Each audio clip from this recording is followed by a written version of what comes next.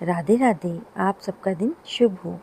कार्तिक मास के कृष्ण पक्ष की त्रयोदशी तिथि के दिन दीपावली पर्व का आरंभ हो जाता है, क्योंकि इस दिन धनतेरस का पर्व मनाया जाता है।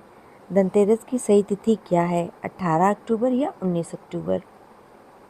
हिंदू धर्म में धनतेरस का विशेष महत्व बताया जाता है। पंचांग के हिसाब से हर साल कार्तिक माह के कृष्ण पक्ष की त्रयोदशी तिथि को मनाया जाता है। इस साल त्रयोदशी तिथि 2 दिन होने के कारण धनतेरस की जो तिथि है वो बहुत ही ज़्यादा असमंजस की स्थिति बनी हुई है। इस दिन कुबेर जी के साथ लक्ष्मी जी की भी पूजा होती है इस दिन। और इसके अलावा इस दिन सोना, चांदी, गणेश, लक्ष्मी की मूर्ति, बर्तन, झाड़ू, वाहन से लेके अन्य चीज़ों की खरीदारी करना भी शुभ माना जाता है। इसके साथ ही साथ 5 दिनों तक होने वाले दीपावली के पर्व का आरंभ भी हो जाता है।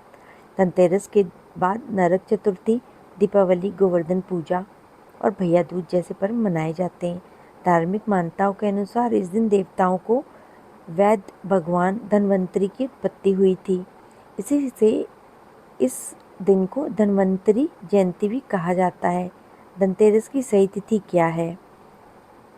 हिंदू पंचांग के अनुसार इस साल कार्तिक मास के कृष्ण पक्ष की त्रयोदशी तिथि 18 अक्टूबर शनिवार को दोपहर 12:18 से आरंभ हो रही है, जो 19 अक्टूबर रविवार को दोपहर 1:51 तक रहेगी। प्रदोष काल के कारण धनतेरस का पर्व 18 अक्टूबर शनिवार को मनाया जाएगा। अब इसके शुभ योग क्या हैं? तो इस साल धनतेरस का काफ़ी शुभ योगों का निर्माण होने वाला है। इस दिन ब्रह्म योग, उत्तरा फागुनी योग, पूर्वा फागुनी नक्षत्र के साथ साथ बुद्धादित्य और कलात्मक योग का भी निर्माण हो रहा है। ब्रह्म योग 18 अक्टूबर की सुबह से लेकर रात को 1:48 तक चलेगा। इसके अलावा पूर्वा फागुनी नक्षत्र सुबह से लेकर दोपहर 3:41 तक रहेगा। इस प्रकार से पूरा दिन ही बहुत ही ज़्यादा शुभ है। अब पूजा का जो शुभ मुहूर्त है वो क्या है? 18 अक्टूबर को शाम को 7:16 पे आपको पूजा करनी है, और जो ये ख़त्म हो रहा है ये हो रहा है 8:20 रात्रि को। ब्रह्म मुहूर्त है सुबह 4:43 से 5:33 तक। अभिजीत मुहूर्त है सुबह 11:43 से 12:29 तक। और प्रदोष काल है शाम को 5:48 से रात को 8:20 तक। वृषभ काल लग रहा है शाम को 7:16 से रात को 9:11 तक का। धनतेरस पे सोना चांदी जरूर खरीदा जाता है। तो इसका शुभ मुहूर्त क्या है?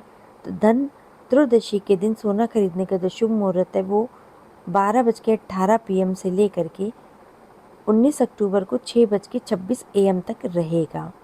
इस प्रकार से आप इस मुहूर्त पे सोना और चांदी खरीद सकते हैं। शुभ मुहूर्त है 19 अक्टूबर को 6:26 AM से 1:51 तक का। और यम दीपदान का समय है। धनतेरस के दिन यम दीपदान करा जाता है। दीपक जलाने की परंपरा है। इस दिन शाम को 5:48 से रात को 8:20 तक दीपक जलाया जा सकता है। अब हम बात करते हैं महत्व। धनतेरस का महत्व बहुत ही ज़्यादा है। शास्त्रों के अनुसार समुद्र मंथन के समय कार्तिक कृष्ण पक्ष की त्रयोदशी तिथि को भगवान धन्वंतरी अमृत कलश लेके प्रकट हुए थे। उन्हें भगवान विष्णु का अवतार माना जाता है। धन्वंतरी ने संसार को चिकित्सा और आयुर्विज्ञान का ज्ञान दिया। इसी कारण से इस दिन को श्रद्धापूर्वक धनतेरस के रूप में मनाया जाता है। धनतेरस के दिन सोना, चांदी, बर्तन इत्यादि नए वाहन खरीदने की भी परंपरा है, जो कि अत्यंत शुभ माना जाता है। मानता है कि इस दिन कुछ भी नया और मूल्यवान खरीदने से घर में माँ लक्ष्मी और भगवान कुबेर जी की कृपा प्राप्त होती है, जिससे कि जीवन में सौभाग्य, समृद्धि और सुख बना रहता है। धन्वंतरी देवता की पूजा करने से हमको सभी प्रकार के दुखों से छुटकारा मिलता है और धन धान की प्राप्ति होती है। धनतेरस की जब पूजा करते हैं तो फिर ये कथा, पौराणिक कथा सुनना आवश्यक होता है।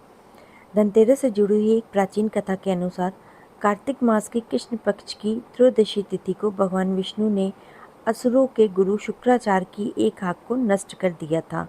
इसका कारण यह था कि उन्होंने देवताओं के कार्यों में बाधा डालने का प्रयास किया था।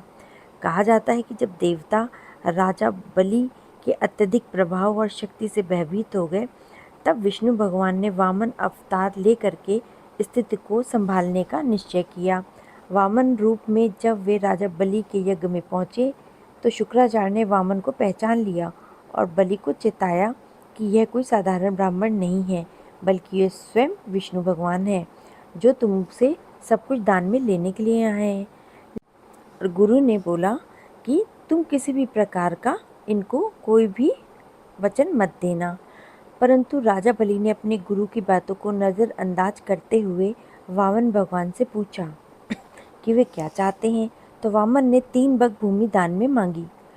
बलि ने जब संकल्प लेने के लिए अपने कमंडल से जल निकालने की कोशिश की तो शुक्राचार्य ने लघु रूप धारण करके कमंडल के जल मार्ग को अवरुद्ध कर दिया।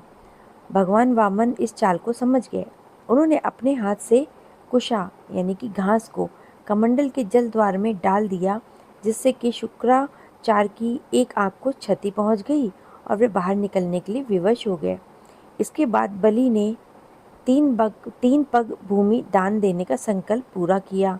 भगवान वामन ने एक पग में पूरी धरती नाप ली, दूसरे में आकाश और तीसरे पग के लिए स्थान नहीं बचा, तो बलि ने विनम्रता से अपना सिर उनके आगे कर दिया। इस तरह बलि ने अपना सब कुछ दान में दे दिया और उनको भगवान जी ने वैकुंठ धाम भेज दिया। कहा जाता है कि बलि से प्राप्त धन और ऐश्वर्य देवताओं को पहले से भी अधिक मात्रा में वापस मिल गया। इसी प्रसंग की स्मृति में धन समृद्धि के प्रतीक रूप में धनतेरस का पर्व मनाया जाता है और इस दिन धन धान को इस्तेमाल किया जाता है और बहुत सारा सामान खरीदा जाता है, सोना चांदी सब खरीदा जाता है। तो इस कथा के अनुसार हम ये सब भी कर सकते हैं, लेकिन अगर हमारी सामर्थ्य नहीं है तो हम छोटी सी चीज़ भी खरीद के ला सकते हैं।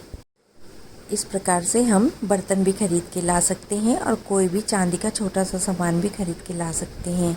हम तांबे का सामान भी ला सकते हैं और इस दिन झाड़ू भी खरीदना बहुत शुभ माना जाता है।